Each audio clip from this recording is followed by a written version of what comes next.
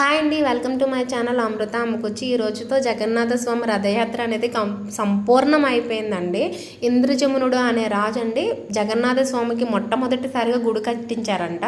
ఆ గుడికి మంత్రముగ్ధులై ఆ నీలమాధవుడు ప్రత్యక్షమయ్యి ఒక వరం కోరుకో అంటే, ఇంద్రజమునుడు నా వంశం నాతోటే నిర్వీర్యం అయిపోవాలి, ఇంక తర్వాత ఈ గుడి నేను కట్టించాను అని చెప్పుకోకూడదు అని చెప్పేసి వరం కోరుకుంటారంట. దానికి ఆ నీలమాధవుడు సరే అంటారంట. ఇది తెలిసిన ఇంద్రజమునుడు భార్య కుండీచ చాలా బాధపడుతుందంట. చాలా బాధపడి నాకు ఇంక తల్లి అయ్యే మహాభాగ్యం లేదా జగన్నాథ అని కోరుకుంటే, ఆ జగన్నాథ స్వామి మళ్ళీ ప్రత్యక్షమయ్యి నాతో పాటు నా అక్క చెల్లెళ్ళు కూడా 9 రోజులు పాటు నీకు బిడ్డలుగా నీ అందు ఉండి మేము పూజలు అందుకుంటాము అని చెప్పేసి వరం ఇచ్చారంట.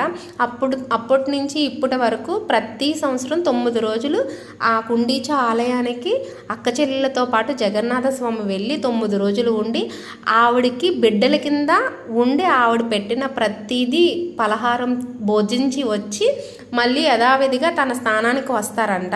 ఇది జగన్నాథ స్వామిది చిన్న స్టోరీ. సో వీడియో నచ్చితే లైక్ చేయండి, షేర్ చేయండి, సబ్స్క్రైబ్ చేయండి.